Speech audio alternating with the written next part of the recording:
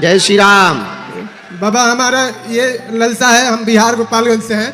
आपका कथा वहाँ था लेकिन हम यहाँ काम करते हैं, उसके कारण वहाँ सुन नहीं पाए।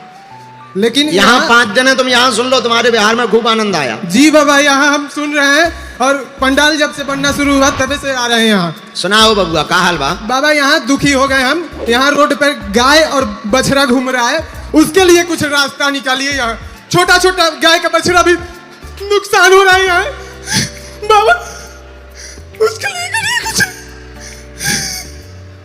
और कुछ नहीं चाहिए बाबा। आपका भाव बिल्कुल सही है। यहाँ ऐसा कुछ करिए कि गाय रोड पे ना घूमे, सभी लोग खाना उसको दे, और दूध करे या ना करे लेकिन गाय का पूजा होना चाहिए, और भगवान पूरे देश में पूरे विश्व में लहराना चाहिए। जय श्री राम, जय श्री राम, जय बागेश्वर धाम।